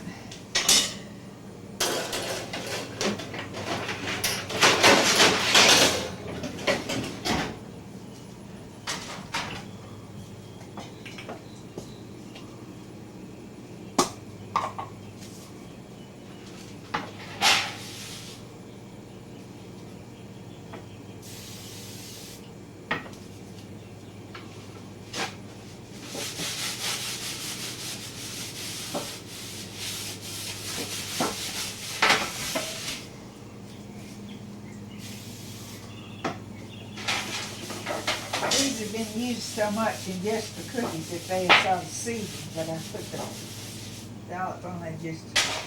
Do you ever put those in the dishwasher, or you just clean No, them? I just clean. All right, take a teaspoon. Teaspoon? Okay. And you go like that, just about. And you allow them to spread out a little bit Okay, and how long do you cook them for? till they get brown. Do you have is it no set time? No, about 15, 20 minutes. Just keep washing. Okay. You don't wait for the timer to go off and not do anything about it. I Right. can't believe I did that. I didn't hear it. Well, we were caught up. All right, this battery's running out, so I'm going to stop the tape here. Thank you for the recipe and demonstration on how to make. You put it in the oven and cook it till they're brown, and then you take a spatula and put them on the Cooling. rack and let them cool. Okay. And then store them in the cookie jar. Until I eat them all up. All right. This Make is one recipe like this will make 3 trays. wow.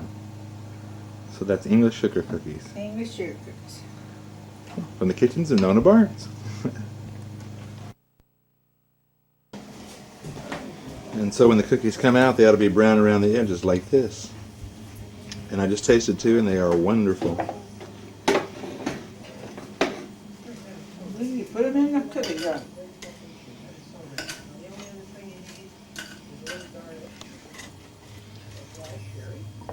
Some of them get a little browner than others. Your oven doesn't cook evenly. Mm-hmm. I like them that way. Y'all like them lighter. I like them all the ways you do them.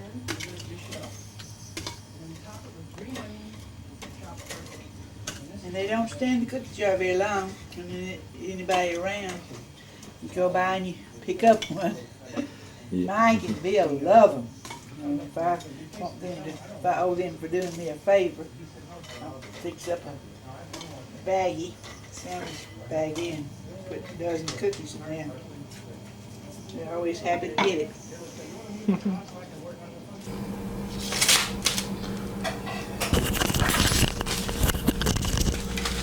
You ready to start up again? I'm ready. Put on your microphone. Put this one right below your button this time. Yeah, there you go. Perfect. It's gonna be lovely pictures, I'm sure, and sound too. I bet I sound so corny. No. No. Believe me, you're Catherine Hepburn compared to Leonard.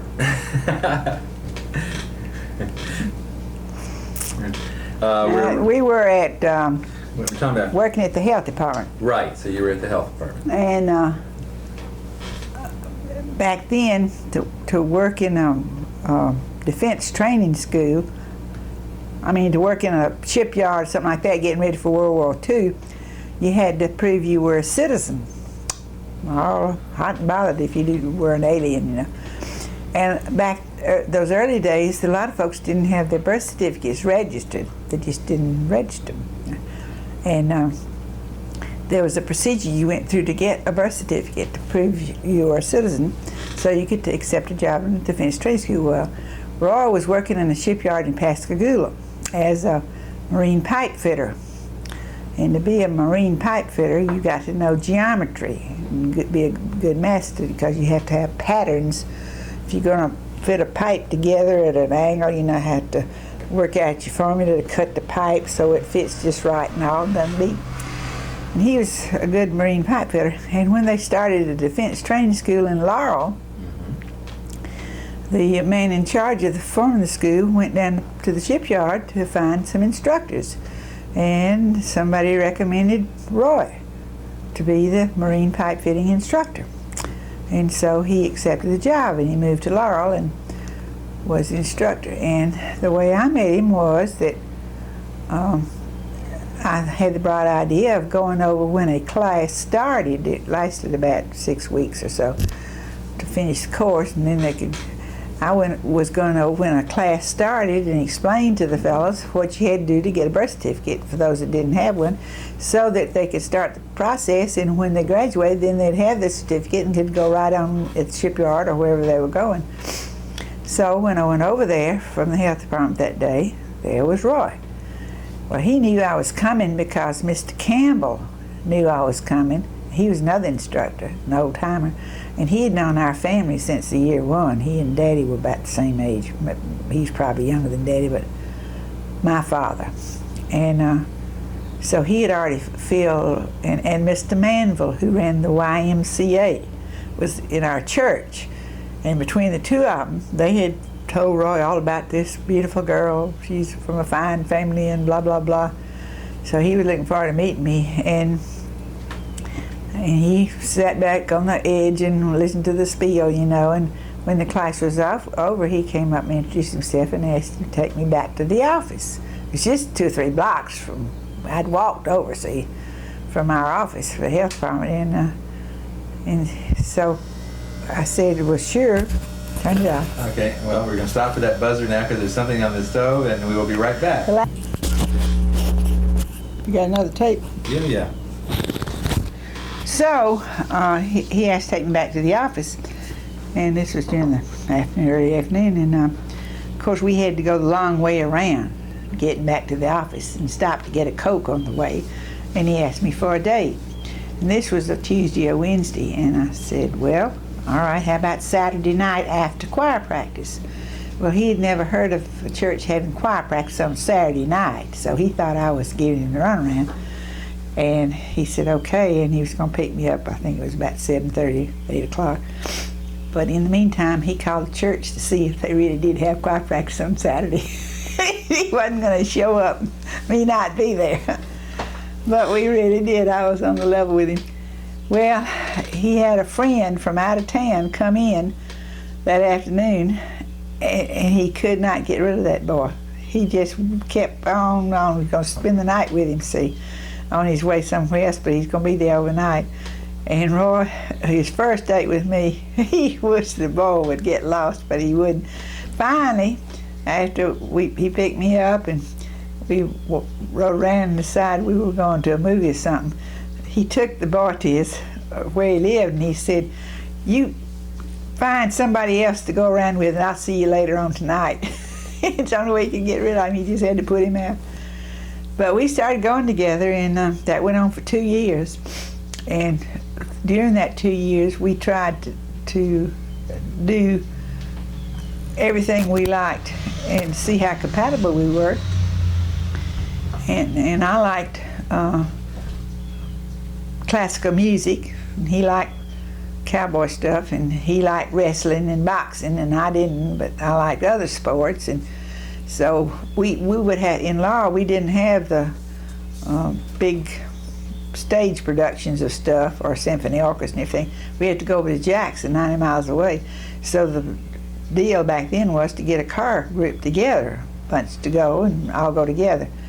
And so Roy and I made a deal that he would go over to Jackson to the ballet, which I'm not too fond of, but we went to the ballet, if I would go to a wrestling match with him and Laurel. And so he went with me and I went with him, and we both agreed that we didn't like the ballet or the wrestling, but we had enough in common that we could make him go. And I went to Pekin and got to know his folks, and he had a brother called Shorty, who was 2.5 years younger than he was. And Shorty had a dog that had got hit by the car in front of the house, and the first weekend I went down there to meet everybody, I commiserated with Shorty about his dog. We got pictures of it in the album about that dog and Shorty.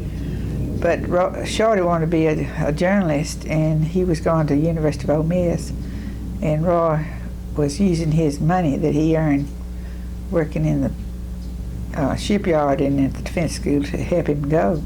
And he had a couple of years, I guess, but he volunteered for the Air Force, and he ended up a pilot on B-17s, the plane that had 4 motors and 1 tail. And he and Roy both were excellent swimmers, lifeguards, all that kind of training. and good athletes. And Shorty was a good football player too, and in high school. But when he got to the Pacific, they were taking off on a routine flight, a crew, and they were overloaded with fuel and ammunition, and the plane never got airborne. It just took off and sank into the water, not too far off land of one of the Philippine islands. And they recovered all the bodies. It was so fast they didn't have a chance to escape, so they all drowned. But they recovered the bodies, and Mom Fowler had Shorty's body brought back, and he's buried in the cemetery in Picayune next to Roy. And I just must put in, for this is since family information only, Percy died first, and they had a family marker, Fowler, and when Mom died, she was buried next to him, of course. But before she died, Shorty was brought back, and they had an 8-space plot, and it was Percy, and then a place for Mom, and then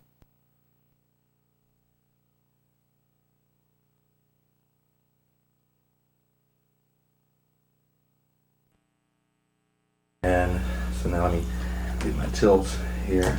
Whoops. we were at the cemetery. Let's start a little bit again. Back up just a smidge, because this is tape 2 of the tape series interview. Oh dear, Oh, you turn it off. okay. See, I took the cookies out. Just turn off the thing and turn off that. That's right.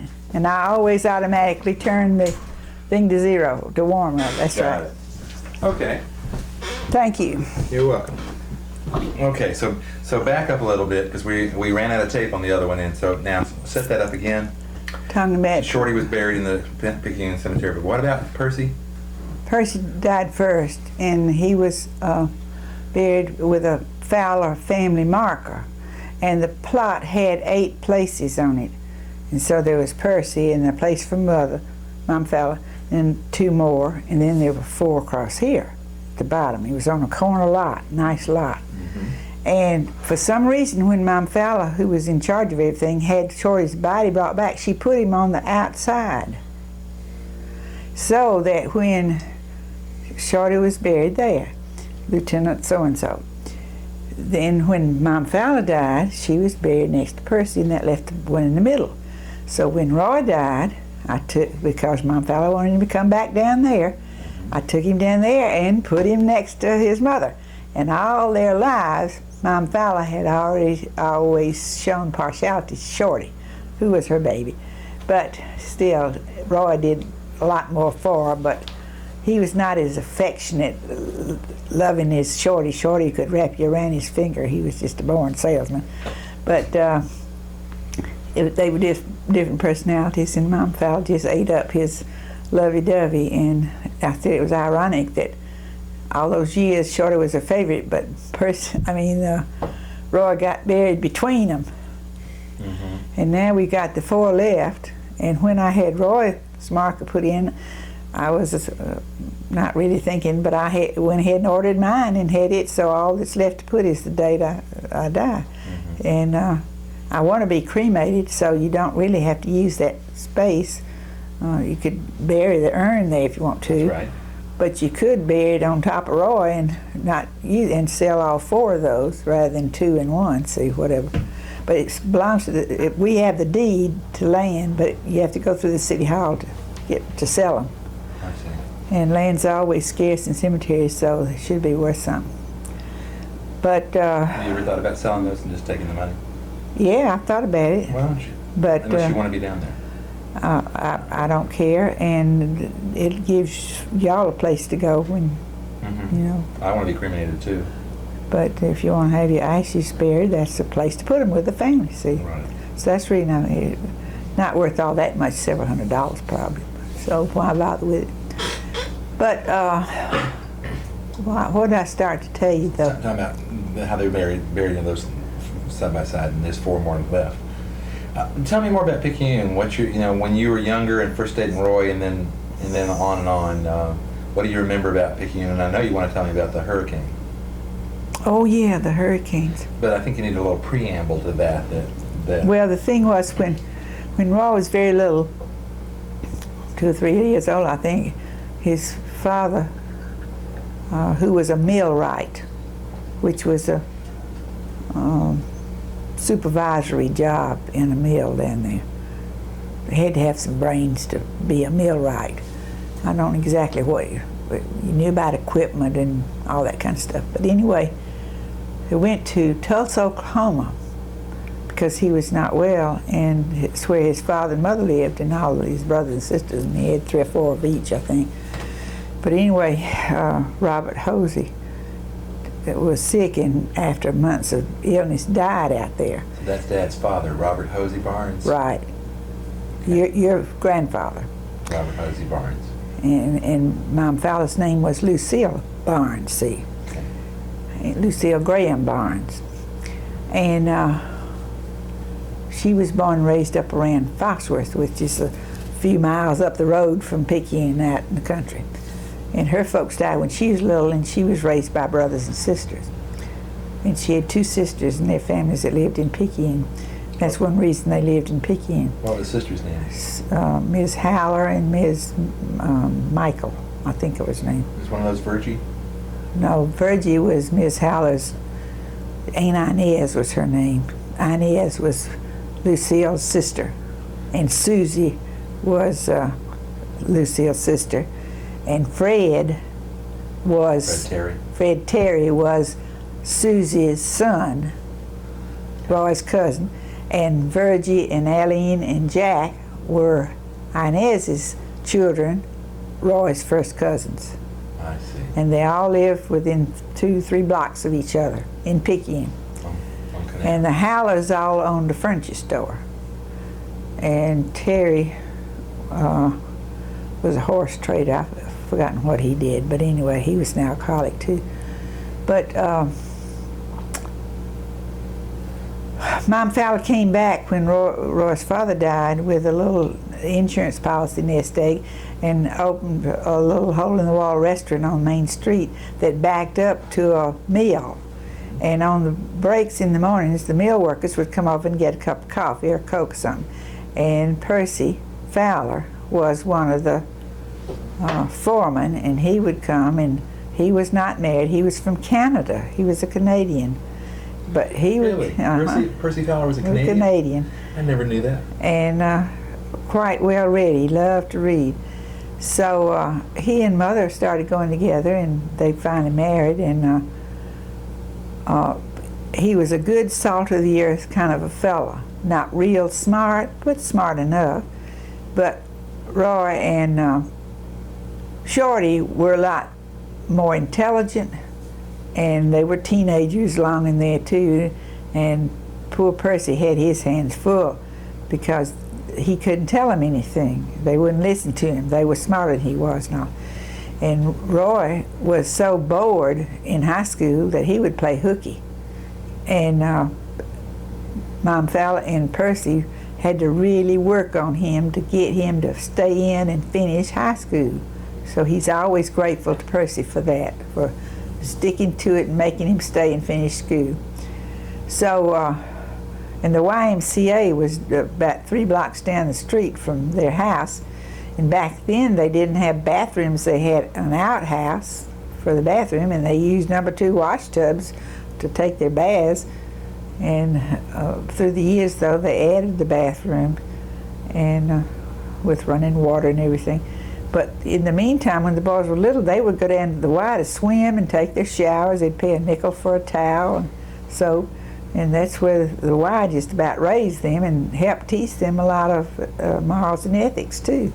But the Baptist church was about 3 blocks on the other side, and the mother and Percy went to the Baptist church religiously every week and had the boys going, so they got some good basic training, established roots. But what was I going to say now about the...